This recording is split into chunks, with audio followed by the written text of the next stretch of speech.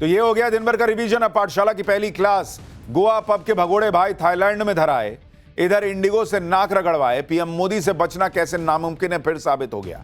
10,000 हर्जाना, 10,000 का coupon, public को परेशान करने वाले इंडिगो का पीएम मोदी ने कैसे भूत बना दिया। राहुल बैग टांग चल देंगे विदेश। पीएम मोदी के घर बस में सांसद भरकर क्यों आए, डिनर टेबल पर क्या खेला हुआ।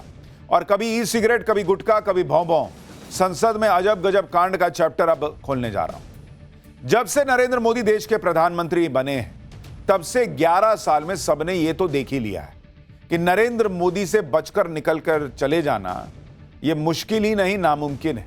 विपक्ष भले माहौल बनाए, अरे ये भाग गया वो भाग गया, मोदी किसी को छोड़ते नहीं है बॉस। ये बात इंडी गठबंधन बखूबी जानता है, जो बार बार चुनाव मोदी से हार रहा है। उनको भी पता है कि चुनाव में मोदी विपक्ष को छोड़ नहीं रहे। ये बात पाकिस्तान भी अच्छी तरह से जानता है, जिसे नरेंद्र मोदी के नेतृत्व में भारत ने घर में घुसकर 3-3 बार फोड़ दिया है। और ये बात वो भी जानते हैं जो कोई क्राइम करके भारत से भाग जाते हैं और उन्हें लगता है कि मोदी के एक्शन से वो बच जाएंगे, जिन्हें लगता है वो अपने काम में कुछ गड़बड़ी कर देंगे और बच जाएंगे। लेकिन नरेंद्र मोदी के एक्शन से कोई नहीं बचा है बॉस। आप अभी गोवा का केस देख लीजिए। वहां पर एक नाइट क्लब में आग लगी, लोग मारे गए, लेकिन नाइट क्लब के ओनर भागकर थाईलैंड चले गए। एक तो सिस्टम में उनको भागने किसने दिया, यह सवाल तो है, लेकिन सवाल यह था कि क्या मोदी उनको वापस ला पाएंगे। नरेंद्र मोदी ने उन्हें भी ढूंढ निकाला और अब 2-4 दिन में उन्हें भारत लाकर सजा दिलाई जाएगी। केस चलेगा। गोवा के गुनहगारों की सारी हेकड़ी निकल गई, अब ये हथकड़ी में दिख रहे हैं।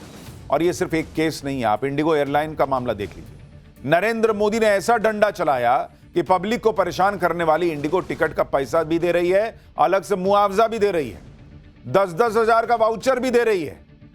मतलब एकदम हाथ जोड़ दिया है इंडिगो। बहुत ऊपर उड़ रहे थे ना, सारे पर नरेंद्र मोदी ने कतड़ दिए।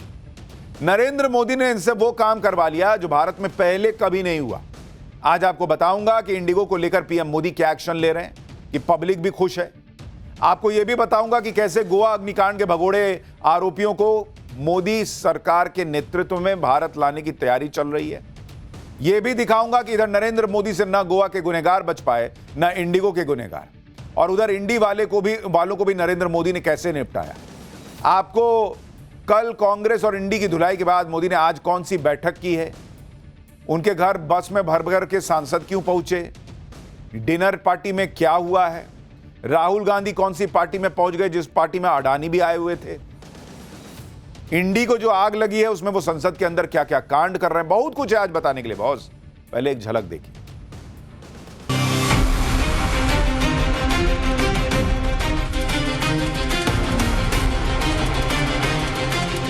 बगैर भारतीय जनता पार्टी के सरकार के सहयोग के वो गोवा छोड़ के नहीं भाग सकते थे।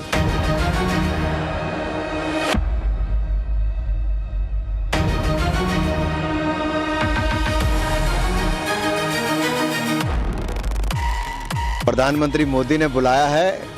अब बिहार के बाद अगला भोज बंगाल की जीत के बाद फिर होगा।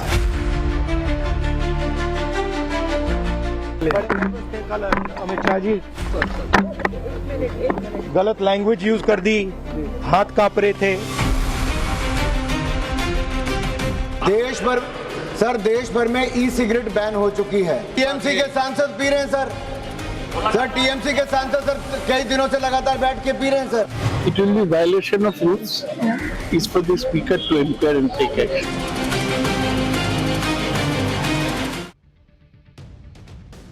चाहे गोवा नाइट क्लब फायर का मामला हो या इंडिगो का क्राइसिस हो, मामला देश के अंदर हो या फिर कोई विदेश जाकर बैठ जाए, नरेंद्र मोदी छोड़ने वालों में से नहीं। सबसे पहले आप गोवा का केस देख लीजिए कि नरेंद्र मोदी के राज में कानून से बचकर जो देश से भागे उनका क्या हाल हुआ। आप ये तस्वीरें देखिए।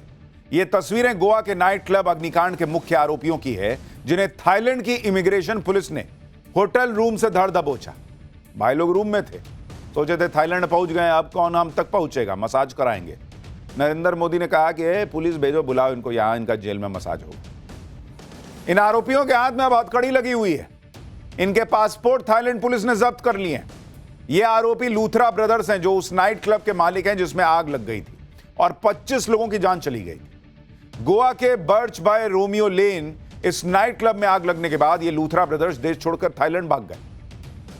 ये इस गलतफहमी में थे कि अरे भाग गए तो भाग गए, बच जाएंगे। नरेंद्र मोदी छोड़ने वालों में से ना है। ये इनकी लेटेस्ट तस्वीर आ गई है। दोनों भाई जो हैं वो बैठा के रखे गए कि रुको अभी आ रही है इंडिया से, पुलिस लेके जाएगी। 4 दिन के अंदर ये दोनों धर दबोचे गए और अब इन्हें भारत लाने की तैयारी चल रही है। थाईलैंड पुलिस ने फुकेट से इन्हें पकड़ा है और बहुत संभव है कि 1 या 2 दिन के अंदर इन्हें भारत ले आया जाएगा। सवाल खड़े हुए कि बाहर भाग कैसे गए, और यह बड़ा वाजिब सवाल था। लेकिन मुझे ऐसा लगता है कि नरेंद्र मोदी जो एक प्रॉब्लम फेस करते हैं वो ये है कि उनको इस देश को चलाने में भी ना सिस्टम वो मिला हुआ है जो पिछले 60 साल 65 साल राज करने वालों ने बनाया हुआ है।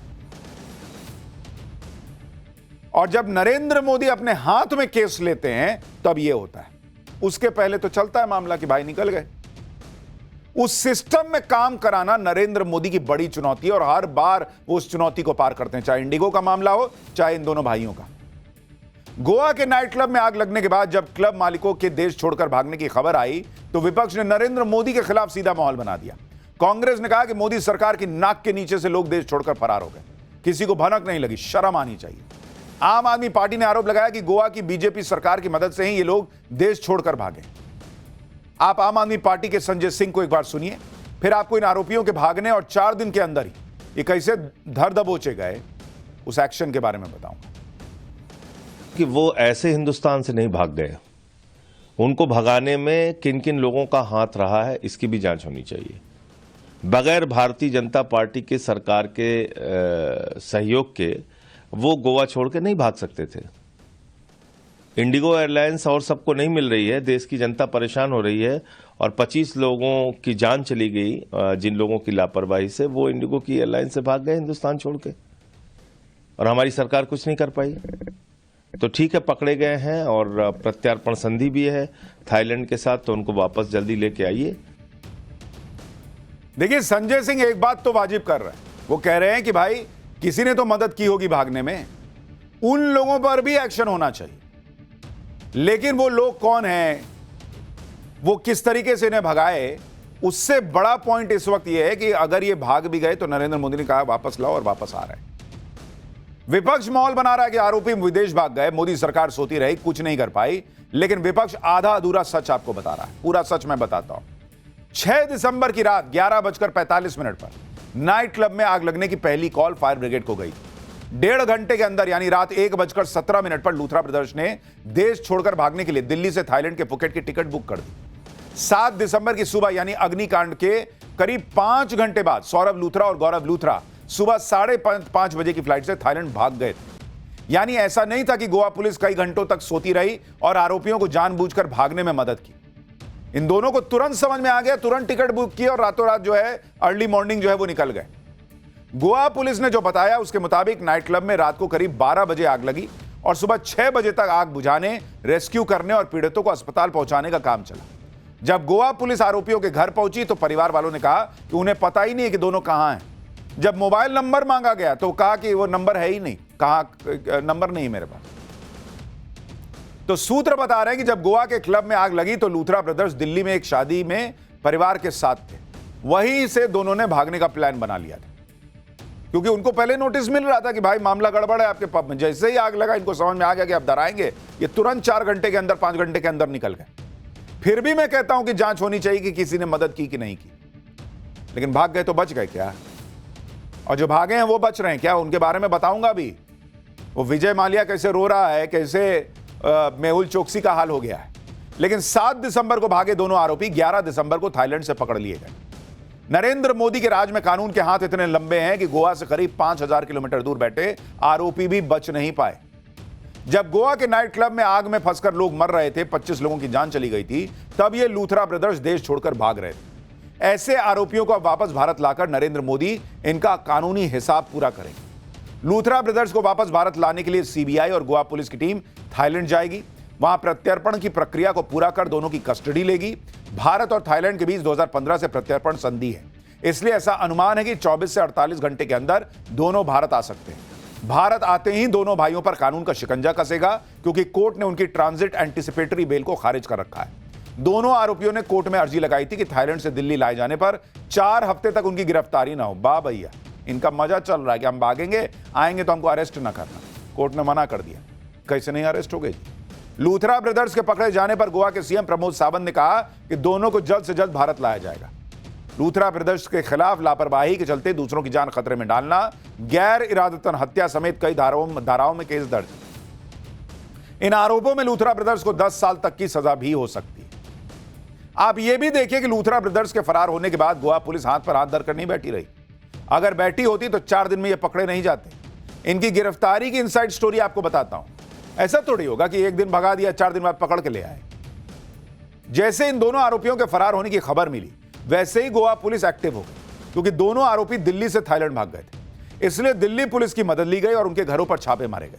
8 दिसंबर को पूरे मामले की मजिस्ट्रेट से जांच के आदेश दिए गए। 9 दिसंबर को लूथरा ब्रदर्स को पकड़ने के लिए इंटरपोल को अप्रोच किया गया। गोवा पुलिस ने सीबीआई की मदद से दोनों आरोपियों के खिलाफ ब्लू कॉर्नर नोटिस जारी करवाया ताकि थाईलैंड में उन्हें पकड़ा जा सके। ब्लू कॉर्नर नोटिस जारी होने से अंतर्राष्ट्रीय एजेंसियां एक्टिव हो गई। दोनों आरोपी थाईलैंड से कहीं और ना भाग पाए, इसके लिए 10 दिसंबर को गोवा सरकार ने विदेश मंत्रालय को अप्रोच किया। दोनों आरोपियों का पासपोर्ट ही सस्पेंड करा दिया कि अब जाओ, अब कहां जाओगे? थाईलैंड से आगे कहीं और जा ही नहीं पाए वो। केंद्र सरकार ने पासपोर्ट एक्ट की धारा 10A का इस्तेमाल किया, जिसके तहत दोनों भाइयों का पासपोर्ट रद्द कर दिया। थाईलैंड में उनका ठहरना भी गैर कानूनी हो गया।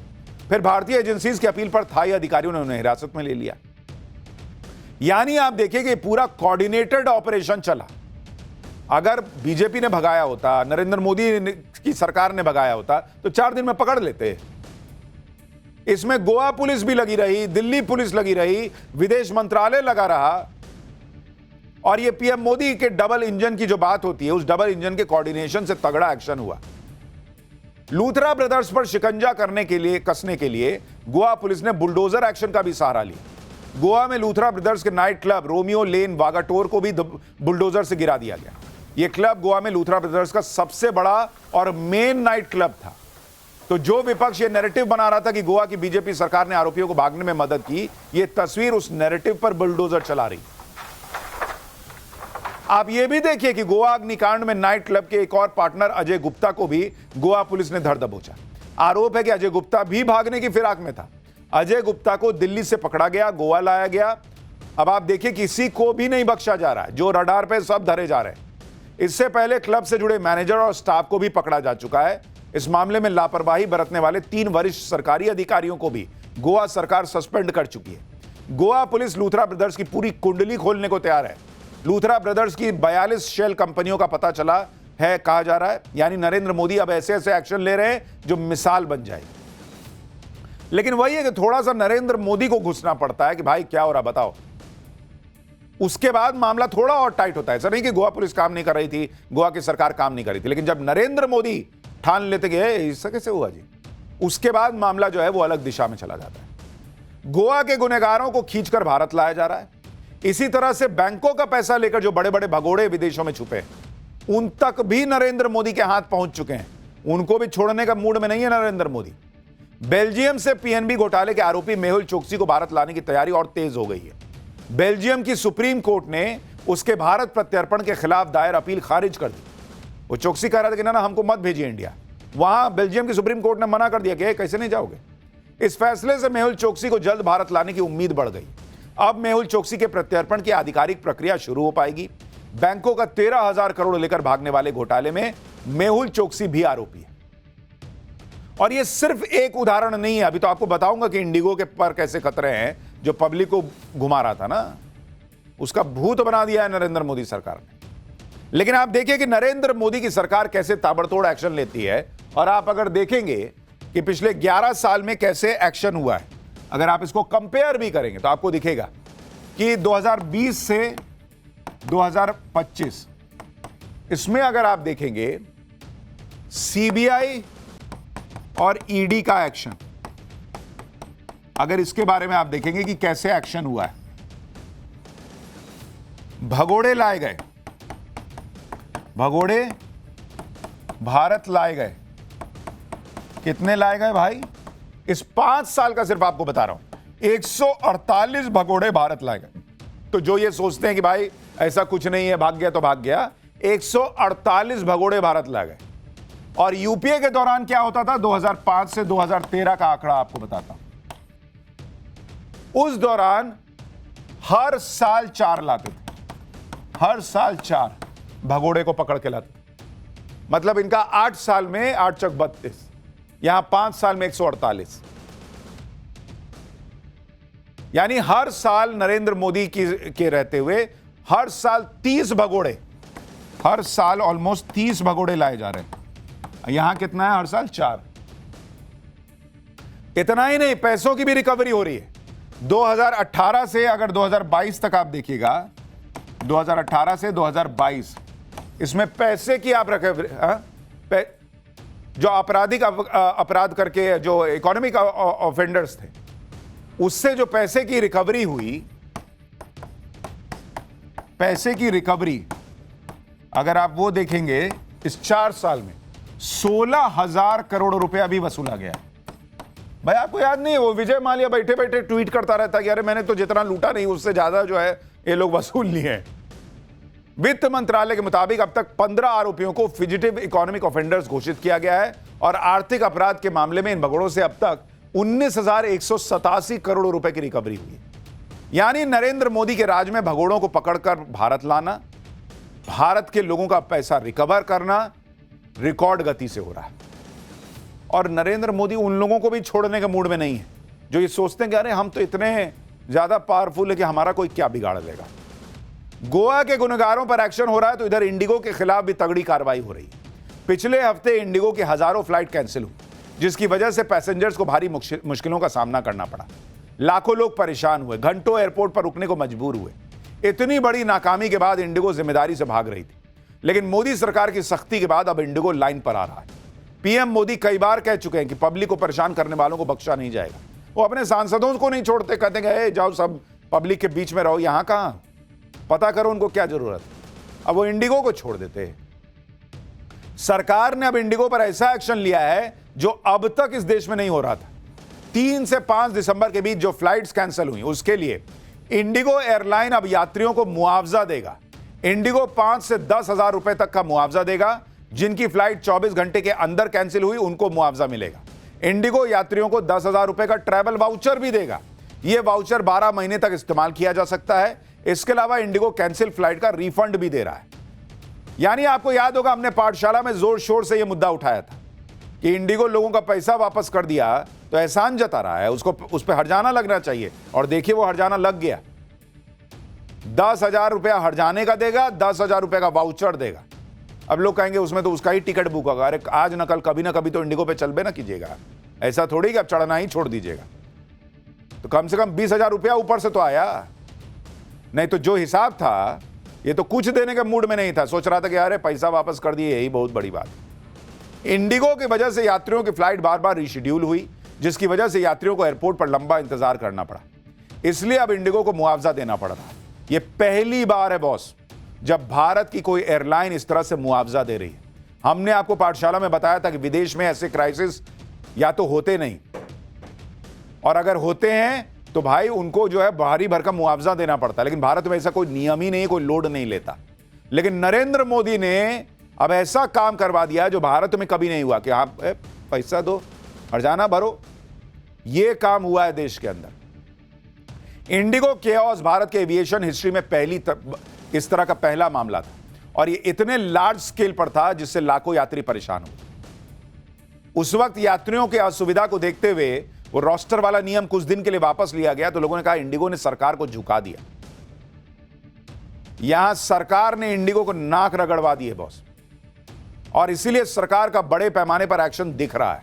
आप देखिए कि सबसे पहले तो सरकार ने इंडिगो के पर जांच बैठा दी, दूसरा कि इंडिगो के सीईओ पर नकेल कसी, तीसरा जरूरत होने पर सीईओ को बर्खास्त कर देंगे यह भी कह दिया, चौथा इंडिगो की फ्लाइट में कटौती कर दी 10%, पांचवा इंडिगो के ऑपरेशन चेक करने के लिए टीम बना दी कि हमारी टीम बैठ के देखेगी कि तुम ढंग से काम कर पा रहे हो कि नहीं, छठा एयरपोर्ट पर इंडिगो की जांच हो रही है, सातवां भविष्य में जुर्माना लगाने की भी बात है, आठवां कंपटीशन कमीशन ऑफ इंडिया यानी सीसीआई भी इंडिगो की जांच करेगा। यानी इंडिगो पर हर तरफ से एक्शन हो रहा है, और इसी वजह से इंडिगो लाइन पर आ रहा है। उसका सीईओ हाथ जोड़ रहा है उसको पता है कि इसकी भी नौकरी खतरे में है। और इंडिगो जो है उसकी खुद की हालत तो खराब है ही है, वो सरकार को झुकाने चला था, पब्लिक को परेशान करके। यहां चुन चुन के हिसाब हो रहा है बॉस। और इतना ही नहीं, आज इंडिगो के सीईओ पीटर एल्बर्ट्स को डीजीसीए ने भी पूछताछ के लिए बुलाया। इंडिगो के सीईओ दोपहर करीब 2:30 बजे डीजीसीए के सामने पेश हुए। डीजीसीए ने 2 घंटे से ज्यादा समय तक पीटर एल्बर्ट्स से पूछताछ की। डीजीसीए ने इंडिगो के ऑपरेशनल परेशानियों का डेटा मांगा। इंडिगो संकट पर पूरे अपडेट के साथ रिपोर्ट जमा करने के लिए कहा। इंडिगो के सीईओ से पूछताछ हो रही है तो दूसरी तरफ इंडिगो के चेयरमैन भी अब माफी मांगते घूम रहे हैं। इंडिगो के चेयरमैन विक्रम सिंह मेहता ने कहा है कि एक हफ्ते से बड़े पैमाने पर फ्लाइट कैंसिल हुई, जिससे हजारों यात्रियों को परेशानी हुई, वो फंस गए। हम उन दिनों में आपकी उम्मीदों पर खरा नहीं उतर पाए। हम जानते हैं कि इससे कितनी परेशानी हुई, इसके लिए हम सच में माफी मांगते हैं। अरे सच वच कुछ नहीं है बॉस, ये तो सरकार जिस तरीके से एक्शन मोड में आई, नहीं तो इन लोगों ने तो सोचा था कि हम करा लेंगे। और ये माफी इसलिए नहीं है क्योंकि 18 महीने से ये लोग सोए हुए। इंडिगो भले ही मुआवजा दे रहा है, कैंसिल फ्लाइट का रिफंड दे रहा है, इंडिगो के चेयरमैन से लेकर सीईओ तक माफी मांग रहे हैं। यानी इंडिगो का भूत बना के छोड़ दिया है नरेंद्र मोदी ने। लेकिन एक्शन सिर्फ यहीं नहीं रुकेगा। आप सोचिए कि इस तरह से इंडिगो पर नजर है कि उसके कामकाज की निगरानी के लिए टीमें बना दी गई हैं। डीजीसीए ने 2 ओवरसाइट टीमों का गठन किया है। पहली टीम में 8 अधिकारी हैं, दूसरी टीम में 2 अधिकारी हैं। पहली टीम जांच कर रही है कि इंडिगो के पास कितने विमान हैं, कितनी दूरी की उड़ान भर रहे हैं, इंडिगो के पास कितने पायलट हैं, क्रू मेंबर कितने घंटे काम कर रहे हैं। दूसरी टीम के दोनों अधिकारियों को गुरुग्राम में इंडिगो के ऑफिस में ही बैठा दिया गया है। ये दोनों अधिकारी डोमेस्टिक और इंटरनेशनल फ्लाइट्स के कैंसिलेशन पर नजर रख रहे हैं। ये अधिकारी रिफंड, मुआवजे और सामान वापस लौटाने के प्रोसेस पे भी नजर रख रहे हैं। यानी पूरा इंडिगो को एकदम कस दिया गया है। सरकार की सख्ती का असर यह हुआ कि अब इंडिगो का फ्लाइट शेड्यूल ठीक हो गया। आ गए भाई लोग लाइन पे कि ना उड़ा रहे हैं, एकदम टाइम पे उड़ेगा सर। पहले यही इंडिगो कह रहा था कि 15 दिसंबर तक चीजें ठीक होंगी। लोग भी सोशल मीडिया पर तस्वीरें शेयर करके बता रहे हैं कि इंडिगो का ऑपरेशन कुछ तो ठीक हुआ है, उसकी फ्लाइट समय पर उड़ान भर रही। सरकार लगातार निगरानी कर रही है। सरकार ने मामला अभी इंडिगो के भरोसे छोड़ा नहीं है, क्योंकि एक फैक्ट यह भी है कि इंडिगो की कई फ्लाइट अभी भी कैंसिल हो रही हैं। बुधवार को इंडिगो की 220 फ्लाइट कैंसिल हुई थी। दिल्ली, मुंबई और बेंगलुरु से फ्लाइट कैंसिल हुई। गुरुवार को 150 फ्लाइट कैंसिल हुई। इंडिगो का दावा है कि अब ऑपरेशन सामान्य है। रोजाना 1900 से ज्यादा फ्लाइट ऑपरेट कर रही है। इंडिगो के सभी 138 डेस्टिनेशन तक फ्लाइट जा रही है।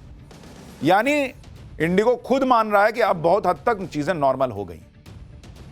इंडिगो की फ्लाइट कैंसिलेशन की वजह से कितना नुकसान हुआ यह आपको बताता हूं। दिल्ली के chamber of trade and industry के मुताबिक इंडिगो के ऑपरेशनल क्राइसिस का दिल्ली के उद्योग, बिजनेस और टूरिज्म पर गहरा असर पड़ा।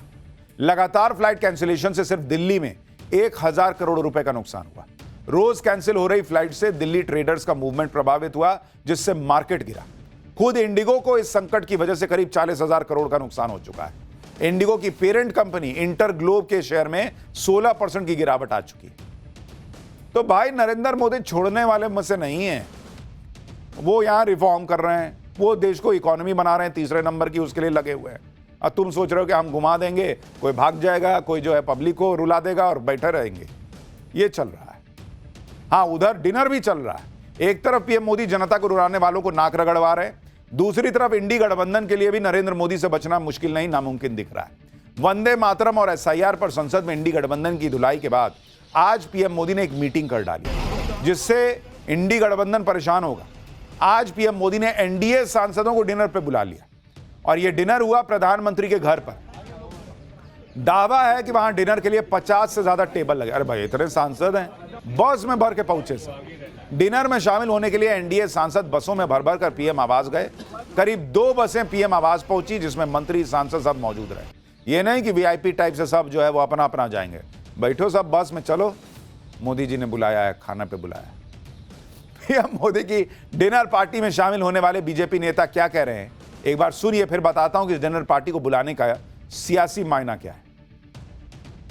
और प्रधानमंत्री जी की विशेषता यह है कि वो लोगों को केवल मिलते नहीं हैं, उनसे बहुत कुछ फीडबैक भी लेते हैं। जैसे सबसे कोई बजट के बारे में होगा, कोई स्थानीय समस्याओं के बारे में होगा, सरकार की योजनाओं को जन जन तक पहुंचाने के लिए। सबसे बड़ी बात तो है साहब, बिहार की बम्पर ऐतिहासिक जीत के बाद प्रधानमंत्री मोदी ने बुलाया है। अब बिहार के बाद अगला भोज बंगाल की जीत के बाद फिर होगा। हम लोग काफ़ी उत्सुक हैं क्योंकि ये पहले से ही डिनर प्लान था, लेकिन कुछ स्थितियों के कारण ये हो नहीं पाया। तो आज फिर से इसका इनवाइट आया है और ये पहली बार ऐसा डिनर हो रहा है। पीएम मोदी ने एनडीए सांसदों की डिनर पार्टी कर शक्ति प्रदर्शन का संदेश तो दिया ही, साथ ही एनडीए की एकजुटता भी दिखा दी। तो वो जो नारा है कि न खाऊंगा न खाने दूंगा, वो देश का पैसा खाने पर है। खाना खाने में ऐसा कुछ नहीं हुआ, खुद भी खाए दूसरों को भी खिलाए। पीएम मोदी की डिनर पार्टी को शिष्टाचार भेंट बताया जा रहा है, लेकिन इस मीटिंग के सियासी मायने हैं।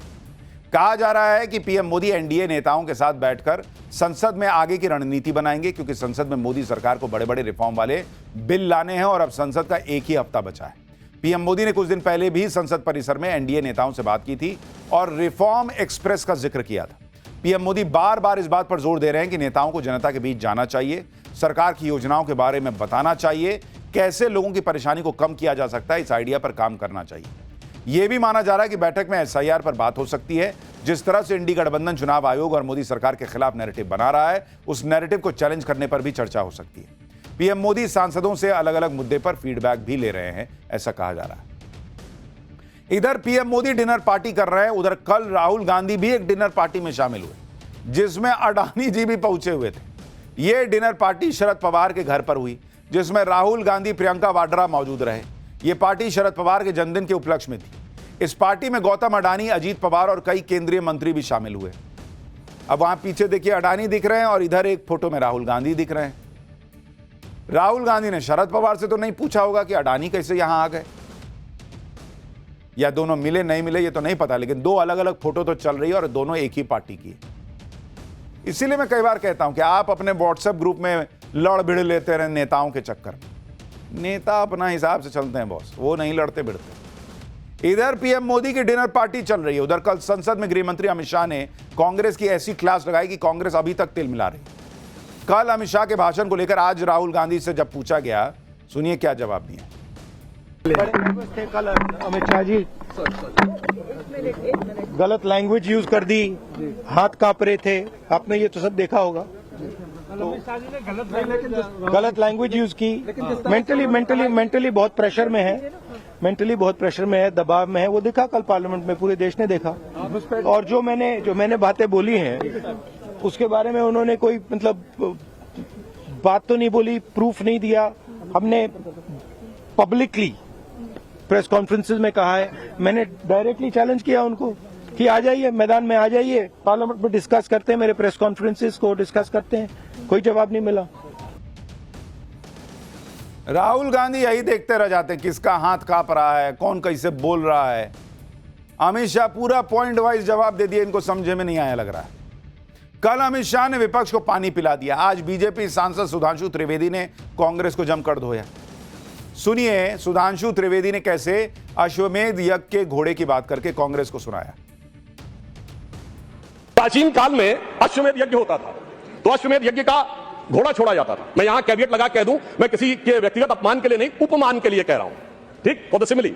सर वो जब छोड़ा जाता था तो जहां जाता था वहां विजय का मार्ग प्रशस्त कर देता था, और इनके पास एक ऐसा अश्वमेध यज्ञ का घोड़ा है जो जहां जाता है पराजय का मार्ग प्रशस्त कर देता है। कांग्रेसियों के अनुसार कंप्यूटर क्रांति के जनक राजीव गांधी जी के परिवार के लोग अब कंप्यूटर एरा से क्वांटम एरा में आते आते पर्ची से चुनाव कराने के लिए जोर डालने लगे। सोनिया गांधी जी जो उस समय नेशनल एडवाइजरी काउंसिल की चेयरमैन थी, उन पर भी ऑफिस ऑफ प्रॉफिट का विषय लग गया और इस कारण से उनकी सदस्यता भी चली गई।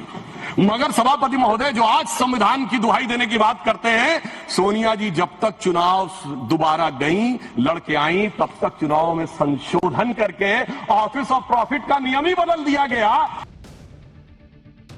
संसद में अमित शाह के भाषण से इंडी गठबंधन भी पूरी तरह से बौखलाया हुआ। अमित शाह के भाषण के दौरान इंडी गठबंधन ने वॉकआउट कर दिया था। जो इंडी गठबंधन चुनाव सुधारों पर चर्चा करने के लिए हंगामा कर रहा था, वही इंडी गठबंधन अमित शाह का तीखा भाषण सुन न सका और सदन से बाहर चला गया। क्या इंडी गठबंधन के नेताओं को लग रहा है कि एसआईआर पर चर्चा का दाव उल्टा पड़ गया और इस वजह से इंडी गठबंधन के नेता हैरान करने वाली हरकतें कर रहे हैं? आज संसद के अंदर ई सिगरेट पीने का मामला भी उठ गया और उस पर हंगामा हो गया। बीजेपी सांसद अनुराग ठाकुर ने स्पीकर से कहा कि देश भर में ई सिगरेट पर बैन है, क्या आपने सदन के अंदर इसे पीने की इजाजत दी है? क्योंकि टीएमसी के सांसद सदन के अंदर ई सिगरेट पी रहे हैं। सुनिए अनुराग ठाकुर ने क्या आरोप लगाया।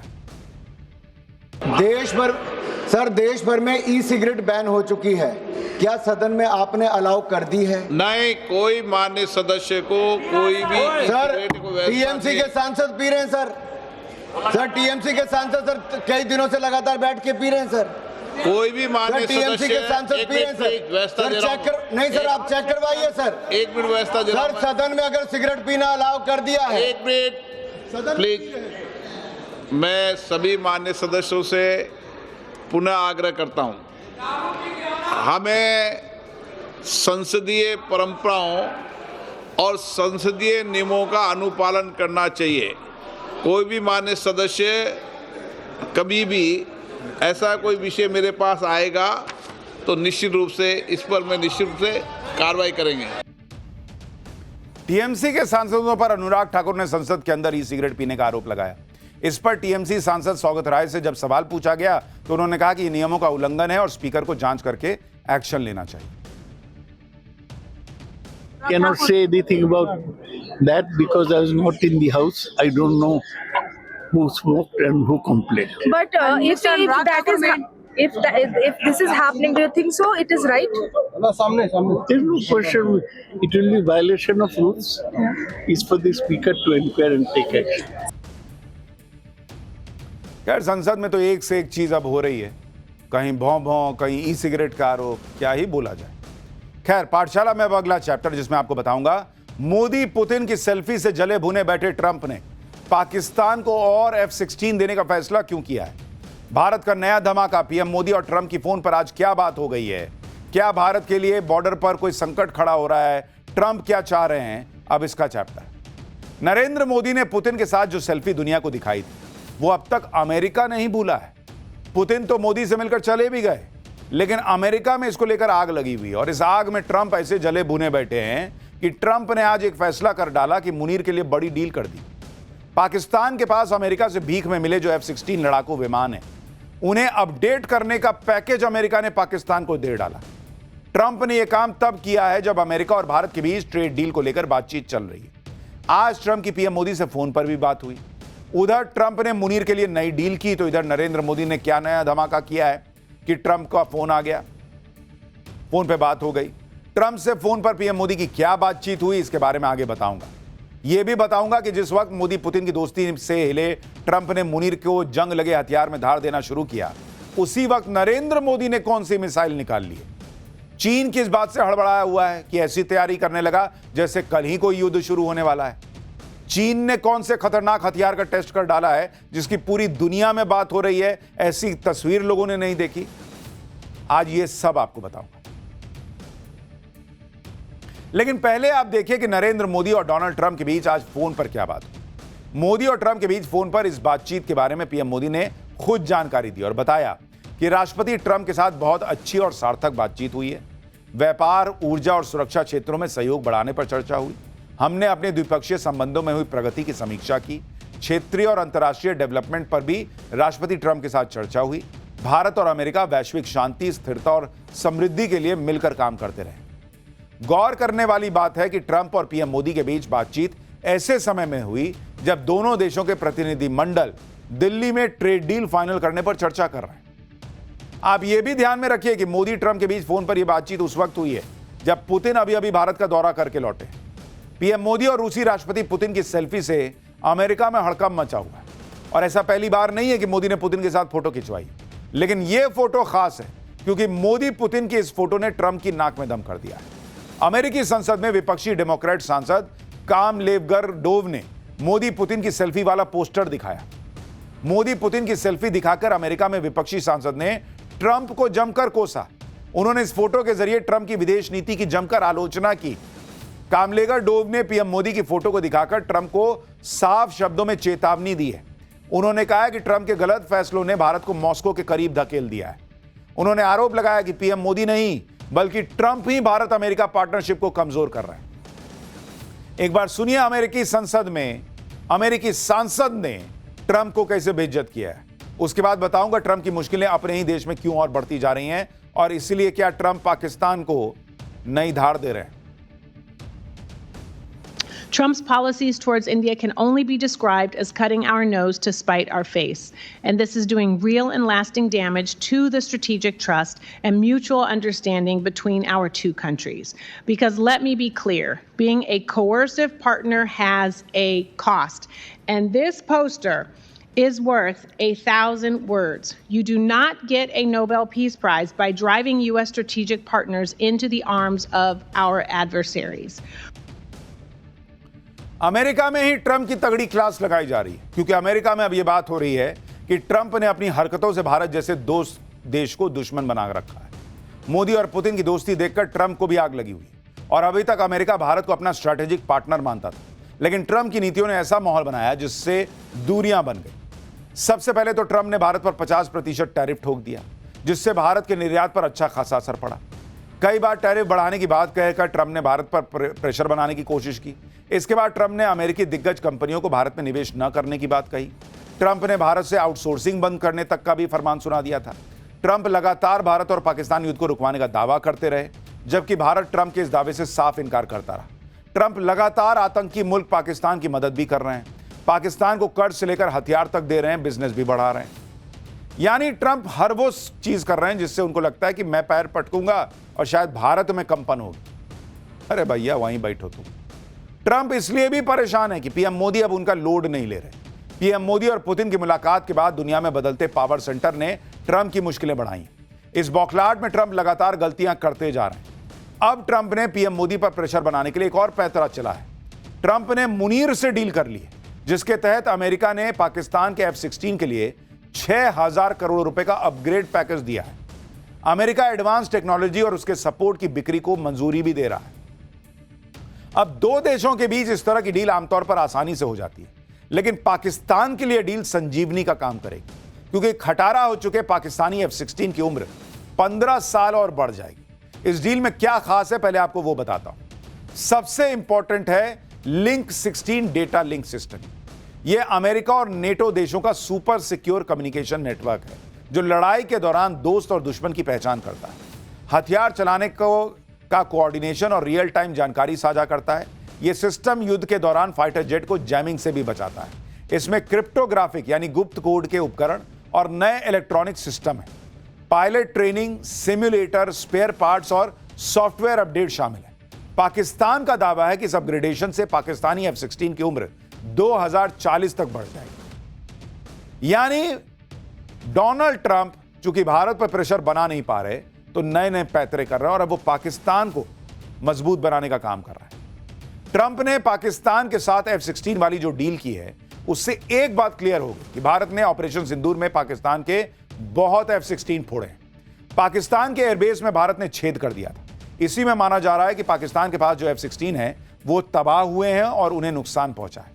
अब F-16 को लेकर अमेरिका और पाकिस्तान की यह डील भारत पर प्रेशर क्रिएट करने की रणनीति का हिस्सा है और ऐसा प्रेशर ट्रंप लगातार बनाते आ रहे हैं। आप देखिए कि फरवरी 2025 में अमेरिका ने पाकिस्तानी F-16 के लिए लगभग 3600 करोड़ रुपए की डील की थी। अक्टूबर 2025 में अमेरिका ने पाकिस्तान को एमराम मिसाइलों की सप्लाई की घोषणा की थी। अब दिसंबर 2025 में अमेरिका ने पाकिस्तान के लिए 6000 करोड़ रुपए के F-16 अपग्रेड की घोषणा की।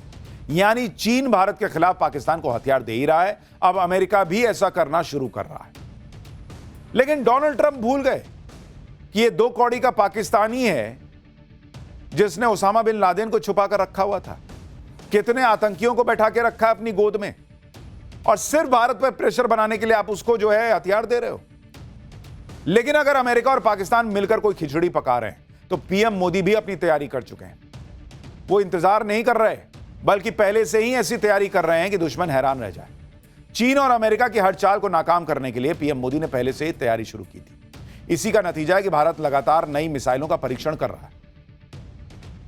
अब डीआरडीओ एक और घातक मिसाइल का परीक्षण करने वाला है। इसके लिए बंगाल की खाड़ी में 2520 किलोमीटर तक नोटाम जारी कर दिया गया है। माना जा रहा है कि भारत K4SLBM मिसाइल का परीक्षण कर सकता है। यह भारत की दूसरी पीढ़ी की सबमरीन लॉन्च्ड बैलिस्टिक मिसाइल है, जो अग्नि मिसाइल सीरीज पर आधारित है। K4SLBM परमाणु हथियार ले जाने में सक्षम है और इसकी रेंज 3500 किलोमीटर है। यह MIRV तकनीक से लैस हो सकती है, यानी एक मिसाइल से कई लक्ष्य पर आप हिट कर सकते हैं। इसे सबमरीन की मदद से 20 से 30 मीटर की गहराई से भी फायर किया जा सकता है, यानी पानी से ही मार दीजिए बॉस। ऊपर से रशिया कह ही रहा है कि भाई हम खड़े हैं यहां पे, भाई चिंता मत कर, हम तेरे साथ। तो ऐसा नहीं कि पाकिस्तान कोई हथियार ले लेगा अमेरिका से तो भारत पे कोई प्रेशर बना देगा। फोड़ेंगे तो हम तब भी पाकिस्तान, हथियार तुम कुछ भी ले लो, लड़ने का हुनर भी तो होना चाहिए। बंदर के हाथ में उस्तरा देने से बंदर दाढ़ी बनाना थोड़ी सीख जाएगा। पाकिस्तान का हाल वही है, हथियार ले लोगे अमेरिका से, चलाना कैसे सीखोगे। इधर पीएम मोदी नए नए धमाके कर रहे हैं, उधर चीन और अमेरिका आपस में भिड़े पड़े। चीन और रूस ने संयुक्त युद्ध अभ्यास किया, जिसके बाद अमेरिकी बॉम्बर ने भी जापानी जेट्स के साथ उड़ान भरी। इसके बाद पूर्वी एशिया में टेंशन का ग्राफ बढ़ गया है। 2 अमेरिकी B-52 स्ट्रैटेजिक बॉम्बर ने जापान सागर के ऊपर उड़ान भरी, जिसमें 3 जापानी F-35 स्टेल्थ फाइटर और 3 F-15 जेट शामिल। यह पहली बार था जब चीन के क्षेत्रीय अभ्यास शुरू होने के बाद अमेरिका ने अपनी सैन्य उपस्थिति का ऐसा प्रदर्शन किया। इससे पहले 9 दिसंबर को 2 रूसी Tu-95 बॉम्बर ने 2 चीनी H-6 बॉम्बर के साथ संयुक्त उड़ान भरी, जिसके जवाब में जापान ने लड़ाकू विमान उठाए। चीन अभी किसी भी वॉर फ्रंट पर नहीं है बॉस, लेकिन चीन की तैयारी भी ऐसी चल रही है जैसे कल ही युद्ध शुरू होने वाला है। अब चीन ने ऐसा हथियार तैयार कर लिया है कि युद्ध की पूरी तस्वीर ही बदल जाएगी। चीन ने एडवांस ड्रोन मदरशिप लॉन्च कर दी, जिसका नाम है जियोतियान। इस एडवांस ड्रोन मदरशिप से एक साथ 100 से ज्यादा ड्रोन लॉन्च किए जा सकते हैं। देखिए, यह चलता फिरता ड्रोन कैरियर है, यानी इतने सारे ड्रोन को लॉन्च करने के लिए कहीं ले जाने की जरूरत नहीं है। हवा में प्लेन उड़ेगा, उसी से ड्रोन निकलेंगे, चल जाएंगे। सोचिए जब एक साथ 100 ड्रोन दुश्मन पर हमला करेंगे तो क्या ही मंजर होगा। इसकी खासियत सुनिएगा तो और चकरा जाइएगा। चीन का जियोतियान नाम का ड्रोन एक हेल अनमैन्ड एरियल व्हीकल है। इसे ड्रोन स्वार्म्स के लिए हवाई मदरशिप के रूप में डिजाइन किया गया है। यह यूएवी 16 टन वजनी और 25 मीटर विंग स्पैन वाला है। इस यूएवी की रेंज 7000 किलोमीटर है और 15000 मीटर की ऊंचाई पर उड़ान भर सकता है। इसके 6 टन के पेलोड में 100 से ज्यादा छोटे ड्रोन आ सकते हैं। इसके अलावा कामिकेज यूएवीज, क्रूज मिसाइलें और PL-12E जैसी हवा से हवा में मार करने वाली मिसाइलें भी इसमें शामिल हो सकती हैं। इसकी अनोखी खासियत इसकी मॉड्यूलर डिजाइन है, जो दर्जनों छोटे ड्रोन्स को तैनात कर सकता है। यह ड्रोन खुद ही सामूहिक हमले कर सकता है, साथ ही इलेक्ट्रॉनिक युद्ध या टोही मिशन में दुश्मन को नाको चने चबा सकता है। यह दुश्मन के डिफेंस सिस्टम को जैम करने में भी सक्षम है। इसकी क्षमता अमेरिका के RQ-4 ग्लोबल हॉक और MQ-9 रिपर से भी आगे। इमरजेंसी, लॉजिस्टिक्स, सीमा निगरानी और आपदा राहत में भी यह बहुत काम का है। तो अलग लेवल पे हर जगह चीजें जो हैं वो चल रही हैं, लेकिन भारत भी तैयारी के साथ बैठा है। अब वहां युद्ध होगा नहीं होगा ये तो वक्त बताएगा, लेकिन सियासी युद्ध तो रुकता नहीं भारत में। पाठशाला में अब अगला चैप्टर। इधर मोदी के लिए एकजुट हिंदू, उधर बंगाल वाली बाबरी के लिए वो नोट आए जो ममता का वोट खा जाएंगे क्या। अमित शाह की आंख में दुर्योधन दुशासन। बंगाल को लेकर घबराई ममता ने क्या गजब बोल दिया। वंदे मातरम का विरोध करने वाले मदनी ओवैसी सुन लें कि क्रांतिकारी अशफाक उल्लाह खां क्या बोल के गए थे वंदे मातरम के बारे में। अब इसका चैप्टर। बंगाल में इस समय गजब माहौल बना हुआ है। इधर पीएम मोदी की सनातनी हुंकार है, उधर हुमायूं कबीर की बाबरी मस्जिद और उनके ओवैसी अवतार ने चैलेंज दिया हुआ है। और ममता बनर्जी बहुत फायर है। ममता बनर्जी को अमित शाह की आंखों में दुर्योधन दुशासन दिखने लगा है। आप देखिए बंगाल की राजनीति में चुनाव से पहले किस तरह भूचाल आया, जिससे ममता बनर्जी हिली। भाई पहले कोलकाता में गीता पाठ में 5 लाख से ज्यादा सनातनियों का सैलाब आया। फिर मुर्शिदाबाद में हुमायूं कबीर की बाबरी मस्जिद के शिलान्यास में मुसलमानों की भारी भीड़ उमड़ गई। और अब बाबरी मस्जिद के लिए भर भर के नोट आ रहे हैं। ऐसे में ममता बनर्जी सनातन और बाबरी मस्जिद के बीच फंसती नजर आ रही। बाबरी मस्जिद के लिए आ रहे नोटों में उन्हें अपने मुस्लिम वोट खिसकते दिख रहे हैं। उस पर पीएम मोदी की घुसपैठियों के खिलाफ मुहिम और बंगाल में चुनाव से पहले हो रहे SIR ने ममता बनर्जी की बेचैनी को और बढ़ा दिया है। आज पाठशाला में आपको बताऊंगा ममता बनर्जी कैसे अपने ही खेल में फंसती जा रही। पहले गीता पाठ, फिर वंदे मातरम। चुनाव से पहले बंगाल का माहौल किस तरह से बदल रहा है, ये सब आपके लिए लाया हूं। पहले एक झलक देखिए।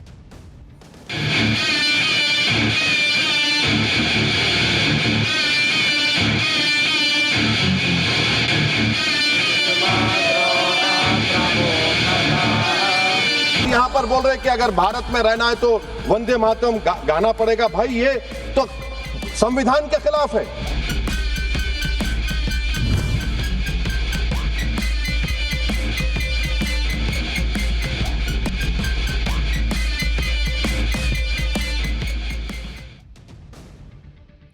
देखिए, सबसे बड़ा जो गेम चेंजर इस बार कहा जा रहा है बंगाल के पॉलिटिक्स के, वो बंगाल में बन रही बाबरी मस्जिद को बताया जा रहा है, जिसने मुख्यमंत्री ममता बनर्जी की टेंशन बढ़ा दी। क्योंकि ममता बनर्जी और उनकी पार्टी मान के चलते कि मुसलमान और कहां जाएगा, हमको ही तो वोट करेगा।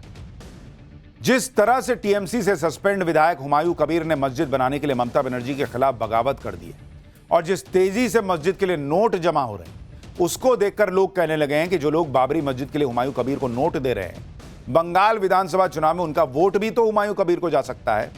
यानी इधर बाबरी के लिए नोट गिर रहे हैं, उधर ममता बनर्जी के वोट भी गिर रहे हैं।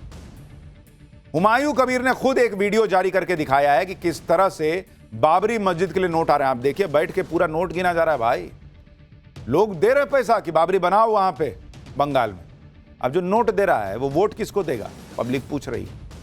इसमें कुछ लोग चंदे के लिए आई रकम को गिनते हुए नजर आ रहे हैं। इस वीडियो में लोग घेरा बनाकर बैठे हुए हैं, 500, 200, 100, 50 रुपए के नोट बिखरे हुए नोटों को गिना जा रहा है। दावा किया जा रहा है कि 6 दिसंबर को बाबरी मस्जिद की नींव पड़ने के बाद से अब तक 11 पेटी से ज्यादा चंदा इकट्ठा हो चुका है, जिसे गिनने के लिए 30 लोग और नोट गिनने की मशीन लगानी पड़ी।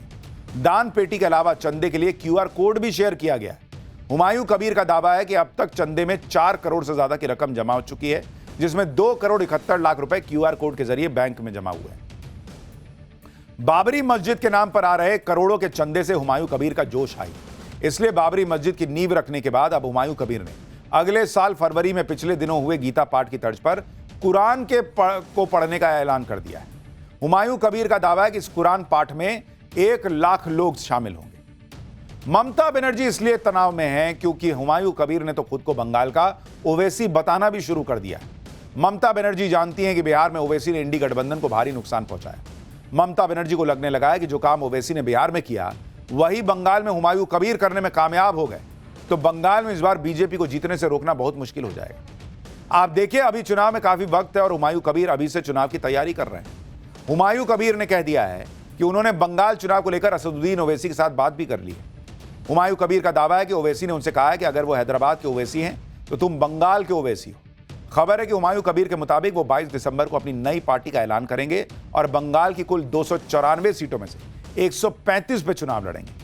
यही नहीं, हुमायूं कबीर तो यह भी दावा कर रहे हैं कि बंगाल में उनकी पार्टी इतनी सीटें जीतेगी, जो सीएम पद की शपथ लेगा उसे उनकी पार्टी के विधायकों के समर्थन की जरूरत पड़ जाएगी। हालांकि ममता बनर्जी के लिए तनाव की बात यह है कि भाई उनकी पार्टी जीते ना जीते हुमायूं कबीर की, वो वोट काट देंगे तो कांड हो जाएगा। एक तरफ बाबरी मस्जिद बनवा रहे हुमायूं कबीर का चुनाव लड़ने का ऐलान है और उन्हें मस्जिद के लिए भर भर के मिल रहे नोट हैं। दूसरी तरफ चुनाव से पहले बंगाल में गूंज रही सनातन की हुंकार ने भी टीएमसी को डबल टेंशन दे दी है, क्योंकि पिछले दिनों कोलकाता में हुए गीता पाठ में जहां 5 लाख से ज्यादा सनातनियों की भीड़ जुटी, वहीं बाबरी मस्जिद के शिलान्यास के दौरान भी मुसलमानों की भारी भीड़ दिखी। बाबरी मस्जिद के शिलान्यास और हुमायूं कबीर की असदुद्दीन ओवैसी के साथ बढ़ती नजदीकियों से क्यों टीएमसी के लिए मुश्किल बढ़ सकती है, वो भी समझिए। 2021 के विधानसभा चुनाव में टीएमसी को 75% मुसलमानों ने वोट दिया था। ममता बनर्जी के इसी साल अप्रैल में दिए एक बयान के मुताबिक बंगाल में मुसलमानों की आबादी कुल आबादी का 33% है। बंगाल की 294 विधानसभा सीटों में से 120 सीटें ऐसी हैं जहां मुसलमान वोटर निर्णायक भूमिका में, जबकि 23 जिलों में 9 जिले ऐसे हैं जहां मुस्लिम आबादी 25% से ज्यादा है। और इस बार हुमायूं कबीर ओवैसी के साथ मिलकर मुसलमानों के प्रभाव वाली सभी सीटों में टीएमसी के खिलाफ कैंडिडेट उतारने का ऐलान कर चुके हैं। ऐसे में मुस्लिम वोटों का बंटवारा होने से ममता बनर्जी की मुश्किल बढ़ सकती है, और इसलिए ममता बनर्जी इन दिनों भयंकर गुस्से में भी दिख रही हैं। ममता बनर्जी को पता है कि सनातन के मुद्दे पर बीजेपी से कैसे भिड़ेंगी, और हुमायूं कबीर अगर मुस्लिम वोट बैंक में सेंध लगा दिए तो भाई कांड है। ऊपर से एसआईआर ने टेंशन बढ़ा रखी है। ममता बनर्जी लगातार एसआईआर का विरोध कर रही है और अब उन्होंने अमित शाह पर बड़ा हमला बोला। ममता बनर्जी ने गृह मंत्री अमित शाह को खतरनाक करार दे दिया। कृष्णानगर की रैली में ममता बनर्जी ने कहा कि अमित शाह की आंखों में दहशत है। लोगों को अमित शाह की एक आंख में दुर्योधन, दूसरी आंख में दुशासन दिखाई देगा। आगे ममता बनर्जी ने कहा कि एसआईआर के बहाने मोदी सरकार माताओं और बहनों के अधिकार छीन लेगी और चुनाव के दौरान दिल्ली से पुलिस बुलाएगी। ममता बनर्जी ने आगे महिलाओं से कहा कि जिसके नाम काटे गए वो किचन के बर्तन लेकर लड़ाई लड़ने के लिए तैयार हो जाएं। महिलाएं आगे आकर लड़ेंगी और पुरुष इनके पीछे रहेंगे। लोगों को एसआईआर के खिलाफ भड़काते हुए ममता बनर्जी ने कहा कि अभी तक उन्होंने भी एसआईआर का एन्यूमरेशन फॉर्म नहीं भरा है। क्या उन्हें भी दंगाई पार्टी को अपनी नागरिकता साबित करनी पड़ेगी? ममता बनर्जी ने मोदी सरकार पर बंगालियों को बांग्लादेशी बताकर डिटेंशन कैंप भेजने का भी आरोप लगा दिया। ममता बनर्जी के इस अटैक के बीच अमित शाह ने भी पलटवार किया। अमित शाह ने कहा कि अगर टीएमसी ने घुसपैठियों का समर्थन किया तो बंगाल से उसका सफाया होना तय है। घुसपैठ हो रही है भारत बांग्लादेश की सीमा से। वहां पर कुल 2216 किलोमीटर बॉर्डर है। इसमें से 1653 किलोमीटर बॉर्डर बन चुकी है और 563 कहां बाकी रही है मान्यवर मालूम है? केवल और केवल एक राज्य बंगाल। ममता बनर्जी के लिए मुश्किलें बढ़ती जा रही हैं। बाबरी और सनातन के बीच वंदे मातरम को लेकर जो बवाल हो रहा है उसका भी बंगाल पर बड़ा असर पड़ सकता है, क्योंकि आजादी की लड़ाई में हर क्रांतिकारी की जुबान पर चढ़ चुके वंदे मातरम की जड़ें बंगाल से जुड़ी। लेकिन अपने वोट बैंक को खुश करने के लिए किसी भी हद तक जाने को तैयार ओवैसी जैसे नेताओं ने वंदे मातरम न गाने का झंडा बुलंद कर रखा है। एक तरफ पीएम मोदी ने कहा है कि जिस गीत को गाते गाते क्रांतिकारी जीवन का बलिदान देने के लिए निकल पड़ते हों उस पर देशवासियों को गर्व होना चाहिए, लेकिन ओवैसी ने वंदे मातरम को मजहबी रंग दे दिया। कहा कि मुसलमानों से वंदे मातरम गाने को कहना संविधान के खिलाफ है। एक बार ओवैसी को सुनिए। हमारा भारत एक इसका मजमुआ क्या है? इसमें हिंदू है, मुसलमान है, सिख है, ईसाई है, जैन है, एथिस्ट है, मेहनतकश है, किसान, गरीब, मजलूम और दलित है। मगर अगर जो तकारीर आज हमने यहां पर सुनी और बाहर जो सुनते हैं, अगर भारत को देवी कहने और उसके आगे सजदा करने तो दरअसल कौम परस्ती को, वतन से मोहब्बत को मजहब में तब्दील कर रहे और फिर यहां पर बोल रहे कि अगर भारत में रहना है तो वंदे मातरम गाना पड़ेगा। भाई ये तो संविधान के खिलाफ है। ओवैसी अकेले नहीं है जो वंदे मातरम के खिलाफ है। चुनावी फायदे के लिए समाजवादी पार्टी के नेता अबू आजमी भी वंदे मातरम का खुलकर विरोध कर चुके हैं। कई मुस्लिम धर्मगुरुओं ने भी वंदे मातरम के खिलाफ मोर्चा खोला हुआ है। और अरशद मदनी जो हैं वो कह रहे हैं कि मरना मंजूर है लेकिन वंदे मातरम नहीं बोलेंगे। लेकिन उन्होंने, अरशद मदनी ने लिखा कि उन्हें किसी के वंदे मातरम पढ़ने या गाने पर आपत्ति नहीं, लेकिन मुसलमान केवल एक अल्लाह की इबादत करता है और अपनी इबादत में अल्लाह के सिवा किसी दूसरे को शामिल नहीं कर सकता। वंदे मातरम का अनुवाद शिर्क से संबंधित मान्यताओं पर आधारित है। इसके 4 श्लोकों में देश को देवता मानकर दुर्गा माता से तुलना की गई है और पूजा के शब्दों का प्रयोग हुआ है। जो लोग मजहब का हवाला देकर वंदे मातरम गाने का विरोध कर रहे हैं वो जरा जान लें कि देश की आजादी के लिए हंसते हंसते फांसी पर चढ़ गए क्रांतिकारियों के लिए वंदे मातरम के क्या मायने थे। आजादी के आंदोलन में अंग्रेजों के छक्के छुड़ाने वाले क्रांतिकारी अशफाक उल्लाह खान ने फांसी से पहले परिवार को आखिरी चिट्ठी लिखी थी। चिट्ठी में लिखा था कि आखिरी वक्त में मेरे होंठों पर वंदे मातरम और अल्लाहू अकबर दोनों होंगे। 19 दिसंबर 1927 को फांसी के वक्त उन्होंने जोर से वंदे मातरम का नारा लगाया था। इतिहास की कई किताबों में इस बात का जिक्र है। वहीं देवबंद के मौलाना महमूद हसन क्रांतिकारी के साथियों को रेशम के कपड़े पर चिट्ठियां लिखते थे। उन्हें हर दम वंदे मातरम का नारा लगाने को कहते थे।